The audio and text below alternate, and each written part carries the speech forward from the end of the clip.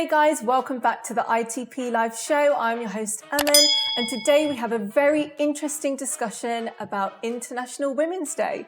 Now, on the panel, we have myself, Aman, as your host. We have... Hello, I'm Amanda Rushforth. I am on the board of directors for ASREC, which is a marine conservation society here in the UAE. Hi everyone, my name is Mariam Farag. I'm the founder of Humanizing Brands. I have 21 years of experience with communication with purpose, building your brand, storytelling, and social impact.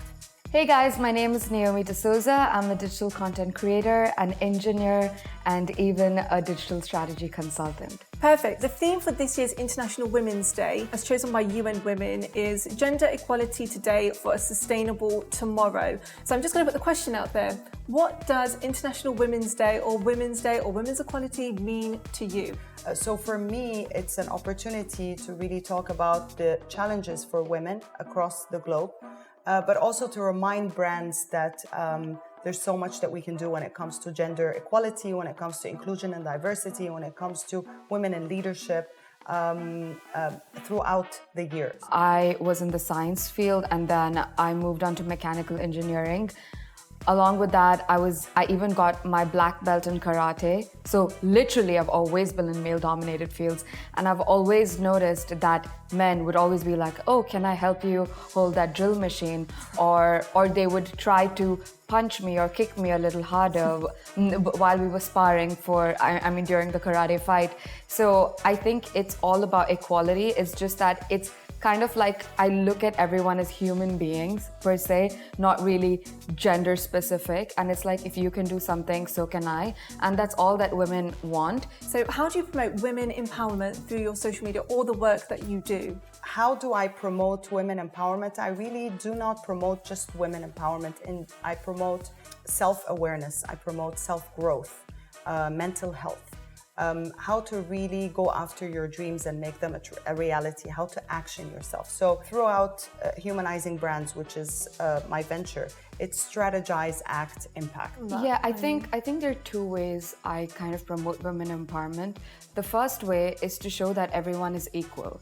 So it's not specifically speaking about women or men at all. Number two is being an Indian, in the Indian culture, women are deemed inferior. The reports that already keep coming out, I keep sharing those on my page regularly. Okay. And then if there's anything that I experience personally in my campaigns, because I get a lot of racist slurs all the time. So when I get such stuff, it's kind of like, it's not ignorance is bliss. You have to speak about it, because then people think it's okay. If you ignore it, people think it's okay to do that. I would say 100%, and I'm really grateful to people like you who do share the bad with the good, because we need that. I'm not very good at sharing perhaps the flaws on social media, but in terms of sustainability, I will only share the brands and the pieces that I believe in that are true to obviously the nature of being sustainable and what that actually means, and whether that's doing the research for women in advance and actually saying, I've done the research, this brand is acceptable, this brand does give back, it is manufactured correctly, it is made with natural materials and fibers, things like that. And then hopefully people can say, okay, well, actually, if she's already done the research for me, I can trust that if she's showcasing something that it has value. And I'm really grateful that we have that opportunity on social media to do that. What is your self-tick boxes that you make sure that you're doing? Obviously, you look at labels and sustainable fashion. I look at labels. Labels are your friend. Not many people understand what's written on a label, and you'll often find fully written in a completely other language that you can't read, can't understand. Just understand that it's not for you. 9 times out of 10, it's not going to be a sustainable purchase. We were talking off camera about how you said, sustainable brands are very expensive. This is true. But if you think about, first of all, to shop all natural fibers, I've gone into some fast fashion brands and I just want a linen shirt, a white linen shirt. Really difficult to get hold of a white linen shirt, because look at the labels and it'll say 90% linen. Well, what's the other 10%? Why cut the costs on a natural fiber, very simple shirt? I end up going into the men's stores because they will have 100% linen shirts available. But why is that? because they cut costs. We prefer things that are fitted.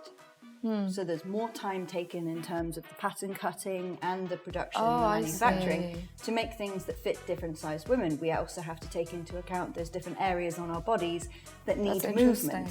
Whereas on a men, it is probably quite singular.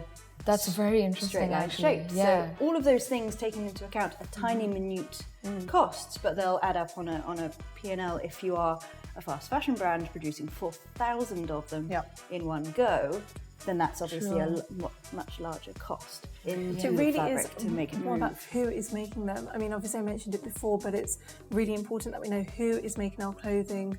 Is it, women in these developing countries? And that is what we need to focus on and make that change. Children in factories. Yeah, I mean, children. come on. Sweat factories. Young girls. A lot of brands were called upon and called out. It's about conscious marketing as well, because everything that you're seeing on social media, everything does come out on social media, and that's where the change can be made through social media. It's conscious marketing and being conscious of what you're doing and what you're seeing. So, Mariam, you do talks, motivational talks about women empowerment and sustainability. So what is your story and why do you do it? I was raised by a single mom back in the 70s in Egypt, which is taboo for women to be divorced, living alone, raising their children alone. And also as a businesswoman at the time, 70s and 80s, it was like unheard of. Like entrepreneurship for women was not really, it was frowned upon.